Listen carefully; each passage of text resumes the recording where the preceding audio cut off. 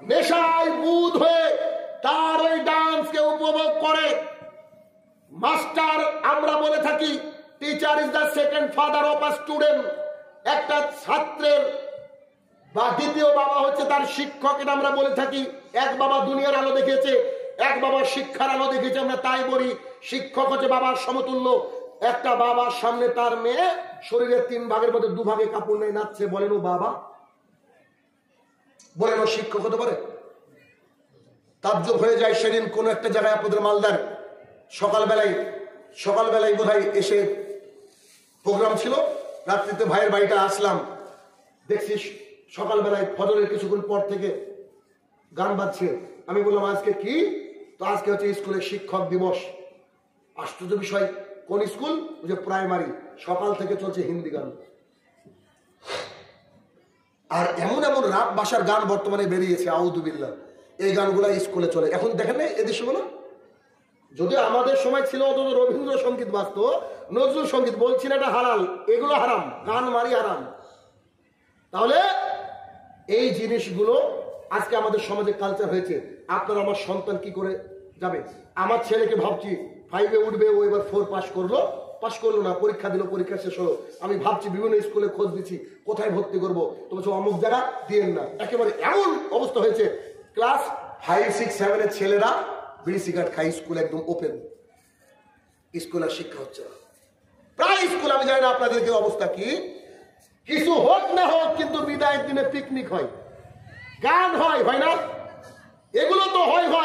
আপনার আমার সন্তান সরস্বতী পুজোর দিনে গিয়ে স্কুলে পুজো করে। আমাদের এলাকায় জলঙ্গিতে স্কুলে সরস্বতী পুজো হয়, বুঝলেন, প্রত্যেকবার। তো রাহুলকে নিশ্চয় চিনেন, ব্রাদার রাহুলকে চিনেন না? তো ও একবার করলো কি, স্কুলে একটা গ্রুপ নিয়ে গিয়ে বলছে যে সরস্বতী পুজো যদি করতে হয় আমরা জালসা করবো। সরস্বতী পুজো বাদছে থেকে আপনার আমার সন্তানকেও শেখানো হয় এটা যে বিদ্যার দেবী, তার পায়ের তলে তুমি বইগুলো রেখে আসো, তাহলে আমাকেও বিদ্যা দিবে। তাহলে কি পড়াশোনা করা লাগতো নাকি? সমস্ত হিন্দুরা তো 1 নম্বর পজিশনে যেত, তাই না? পরিস্থিতি কি, কত ভয়াবহ পরিস্থিতি। এবার আপনি আমি একটু কল্পনা যদি করি তাহলে বুঝতে পারবো। তাহলে কি এই 6 নম্বর কারণ আপনাকে যেটা আমি উল্লেখ করতে চাইছি সেটা হচ্ছে যে বর্তমান পরিস্থিতি। এই পরিস্থিতিতে বিশ্বাস করেন যদি আপনি চোটে গা ভাসিয়ে দিয়ে চলেন তাহলে কিন্তু ভাই সামনে ভয়াবহ পরিস্থিতি আসছে আমাদের। বেলডাঙ্গার ঘটনা জানেন আপনারা? আমাদের বেলডাঙ্গার ঘটনা, একটা পুজো মণ্ডপে ওই যে একটা লেখা যায় না, যেমন যে কি গেট বলছে, ইলেকট্রিক্যাল গেট, কিছু লাইটিং গেটে দেখেন না লেখা যায়, তো লেখা ওইখানে আল্লাহ সুবহানাহু ওয়া তাআলাকে গালি দিয়েছিল। আল্লাহ তাআলাকে গালি দিয়েছিল। আমাদের মুর্শিদাবাদে 1-2 সপ্তাহ নেট বন্ধ ছিল, কিছুদিন আগে মনে পড়ছে, গত পরশুদিন ধরা পড়েছে সেই মাস্টার মাইন্ড সায়ন হালদার। দুঃখের বিষয় কি জানেন, আমাদের মিডিয়ার লোকের নামটা পছন্দ হয়নি। যদি শাইনুর রহমান হতো মজা হতো না?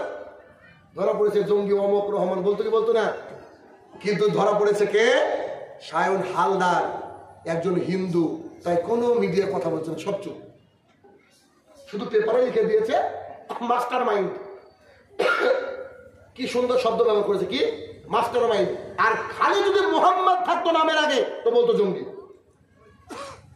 নাশকতার ছক করেছে বলে সমাজকে নষ্ট করার চেষ্টা করত, কিন্তু আজকে এবিপি আনন্দ, ঘন্টাখানেক সুমন, সব চুপ। কেউ আর কোনো আন্দোলন প্রতিবাদ করছে না। কেন? ওদের ঘরের লোক করেছে। আপনার আমার সন্তান কি তাদের মণ্ডপে গিয়ে পুজো দেখে, বলে দেখে কি দেখে না? তাহলে কি 6 নম্বর কালচার। 7 নম্বর অন্যতম ঘৃণিত কালচার, 7 নম্বর অন্যতম ঘৃণিত কালচার, তা হচ্ছে আমাদের মা বোনদের সতর্ক থাকতে হবে। আমাদের মা বোনরা হচ্ছে হিন্দু, ইহুদি, খ্রিস্টানদের কালচারিত হওয়ার এখন চেষ্টা করছে। কেমন? আপনার মেয়ে বাইরে পড়তে গিয়েছে, তাকে জিন্সের প্যান্ট পরতেই হবে। কি হচ্ছে কি হচ্ছে না?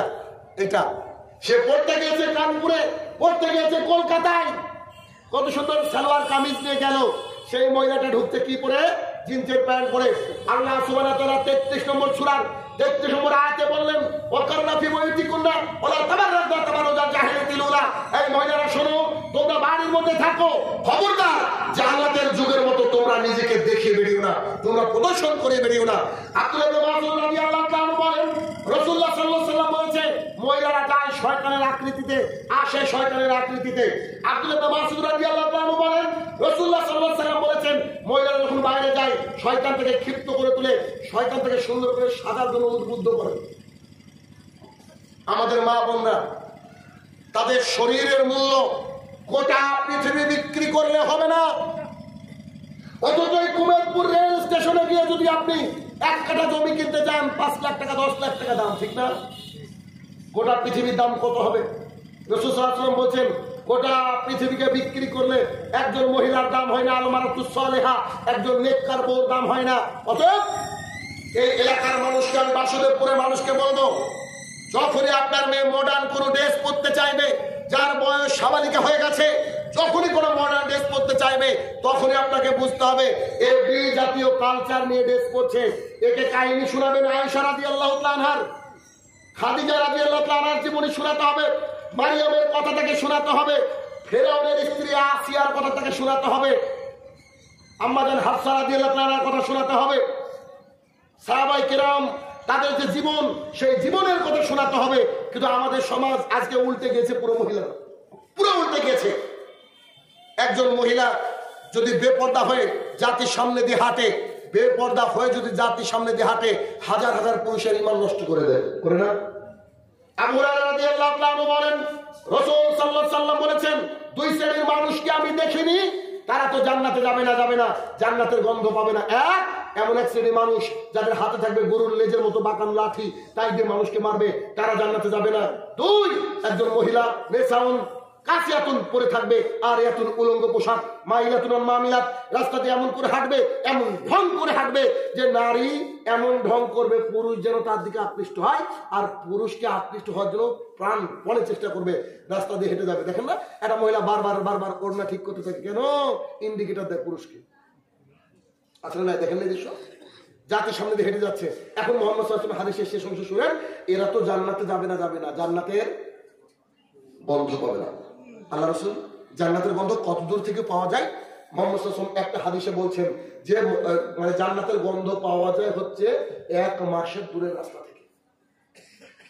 1 মাসে কত দূর যাবেন কল্পনা করেন।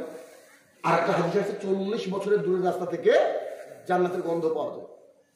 ভাইরা আমার, দেখেন আল্লাহ সুবহানাহু ওয়া তাআলা মেয়ে দিয়েছে, মেয়ের যে কত বড় গুণ, কত বড় নিয়ামত। রাসূল সাল্লাল্লাহু আলাইহি ওয়াসাল্লামকে জিজ্ঞাসা করা হলো, আল্লাহ রাসূল সাল্লাল্লাহু আলাইহি ওয়াসাল্লাম বলেছেন, 2টো মেয়ে আল্লাহ দিয়েছে, ওই 2টো মেয়েকে যদি সাবালিকা হওয়া পর্যন্ত যা খাই তাই খাওয়াই, যা পরে তাই পড়াই, এবং আল্লাহর উপরে সন্তুষ্ট থাকে, সেই মেয়ের বাবা আর আমি মুহাম্মদ সাল্লাল্লাহু আলাইহি ওয়াসাল্লাম এভাবে থাকবো। বুঝতে পেরেছেন? এই 2 আঙ্গুল মিলে নিলেন। সাহাবী আরেকটা হাদিসে আল্লাহ রাসূল বলেছেন, যার 3 মেয়ে হবে, বড় হওয়া পর্যন্ত লালন পালন করলো, সৎ পাত্রে হাতে তুলে দিল। ভাই, সৎ পাত্র কাকে বলে? যার বিড়ির ব্যবসা আছে, ঠিক না? যার টাকা অনেক, জি না। সৎ পাত্র খুঁজতে হয়, ফজরের মসজিদে যাবেন, যে সেটা ফজর পড়েছে সৎ।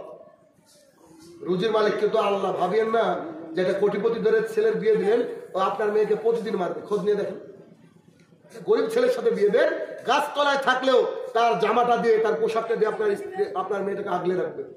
খবরদার টাকার সাথে মেয়ের বিয়ে দিয়েন না। একটা ভালো মানুষের সাথে মানে মেয়ের বিয়ে দেন, কেন? না খেতে পেয়ে মানুষ মরে না, কিন্তু অত্যাচারে মানুষ মরে। কলিজার টুকরা মেয়েকে লালন পালন করলেন, যদি কষ্টেও থাকে সে মেয়ে কিন্তু কোনোদিন বাবার কাছে মুখ খুলবে না, আমার আব্বু যদি কষ্ট পায়। তো কি করবেন? বি জাতীয় কালচার থেকে মেয়েদেরকে বাঁচান। আলোচনার সামনের দিকে লম্বা করবো না, শেষের দিকে এসে বলবো, যেহেতু আল্লাহ তাআলার ঘর, এটা আল্লাহ তাআলার ঘর, মসজিদের উন্নতি করবে জলসা, অতএব নিশ্চয়ই কিছু টাকা আল্লাহ তাআলার ঘরে আপনারা দান করবেন বলে আমি আশাবাদী। রাসূলুল্লাহ সাল্লাল্লাহু আলাইহি ওয়াসাল্লাম বলেছেন,